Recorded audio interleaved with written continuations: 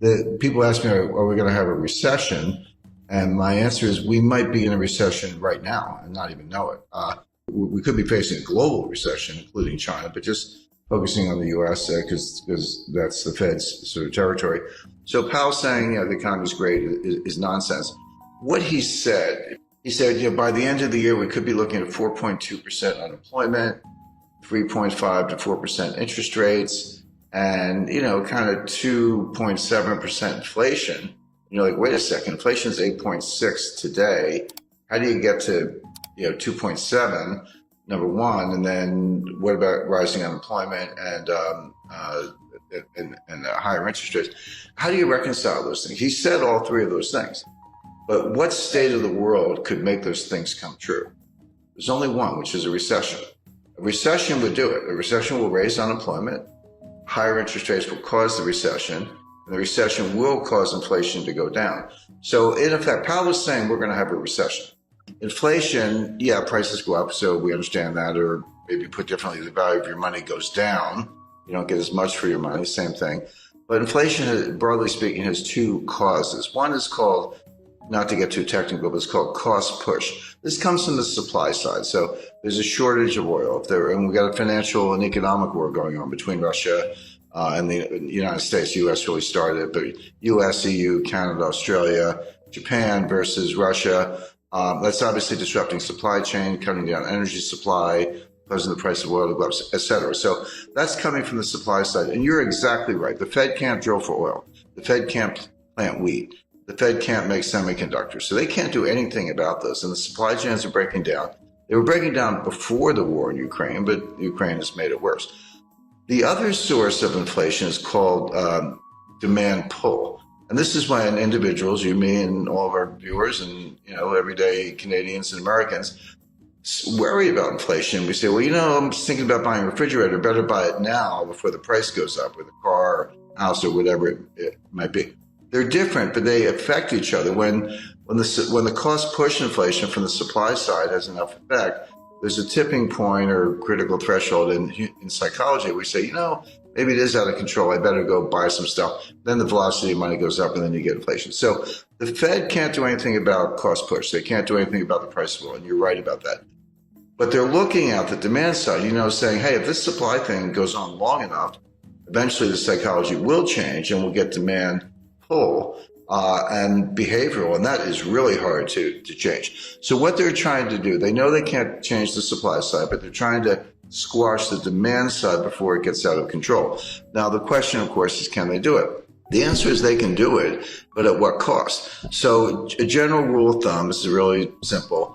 You have to get, forget about nominal interest rates. Nominal interest rates are the rates you see on your screen, you hear about in the headlines and all that. Real interest rates are nominal interest rates minus inflation. Take the inflation out and see what's left. Well, right now, real interest rates are about 2%, actually 1.75% under the Fed policy rate. Inflation's 8.6%. So, just round numbers, 1.5 minus 8.5, that makes the inflation rate -7. That's nowhere near. It's got to be +2. Real rates have to be +2 to squash inflation. Right now, they're -7. So that implies that the Fed has to raise interest rates to 10.5% to get to +2 real interest rates. That's never going to happen. They're never going to get there. They will destroy the economy long before they get there. So the Fed has no hope of squashing inflation from the demand side, as you described, by raising rates, unless inflation comes down for other reasons. So what they're going to do, they're going to keep raising rates, 2, 2.5, 3, 3.5, 4, hope that inflation comes down from 8 to maybe 3, although I think that's a stretch. You could get into positive real rate territory, but they're really far away from it. So I think, by the way, I described what they're trying to do. I should make it clear they're going to fail. The only way inflation comes down, the way we're talking about, is if they trash the economy, a severe recession. If that happens, you say, well, do people still need to put gas in their cars? Well, you're right, but not if they're unemployed, because they're not going to work. There's a lot here that's just for show. It sounds good on TV, but there's a lot less here than meets the eye. But the point is, this is not over anytime soon. Even if it were, when you break supply chains, you can't just put them back together. It's like breaking a vase. in 1,000 pieces, and you got to go buy a new vase. It's going to take years to undo this damage. So I spoke to the individual who was probably the single individual most responsible for building the modern supply chain. It was 30 years from 1989 to 2019. It was head of one of the largest companies in the world, and this is what they did, among other things. And he said, Jim, you have to understand, it took us 30 years to build it. It took us 3 years to blow it up. It's not going to come back in a year. This is going to take 5, 10, 15 years to build a new one. So it's what I call supply chain 2.0. Well, buying a refrigerator is a good idea. Buying a freezer might be a better idea. We're looking for food shortages by the fall. Now, when I say food shortages, in Africa and Middle East, this will mean mass starvation. You may see the greatest humanitarian crisis in history because they literally can't get the food. Everyone's like, well, gee, you can't get Ukrainian wheat.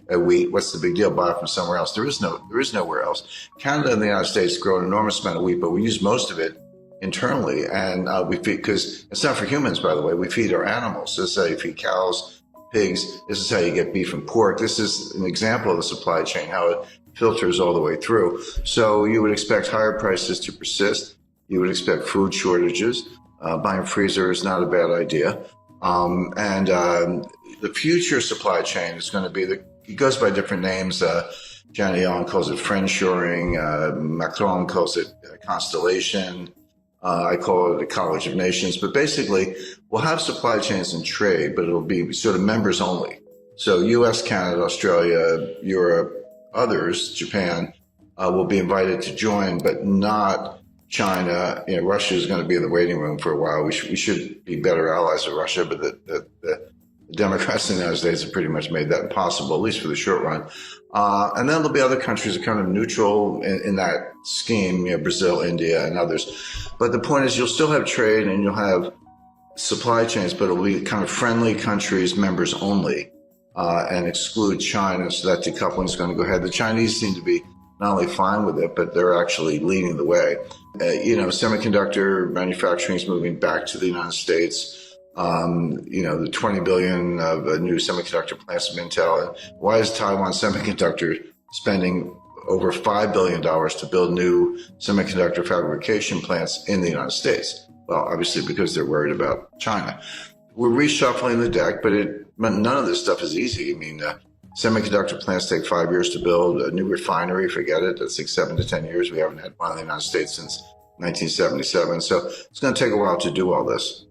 Well, we can do it. So if I say we're definitely going to have inflation, you would know what to do. You'd buy gold, hard assets, land, silver, treasury notes, government bonds, etc. If I said we're definitely going to have deflation, you would also know what to do. You would reduce leverage. You would have more cash, and there are other assets you could go into. The problem is we could have both. There's no question we have inflation right now. It's front and center. But if the Fed squashes it and causes a recession or worse, you could flip to deflation very quickly. So this is going to sound like an obvious statement. What you want is diversification. Sounds obvious, but most people don't know what diversification is. I see people, I've got 50 stocks in 10 different sectors. I'm highly diversified. I'm like, no, you're not. You have one asset class called stocks.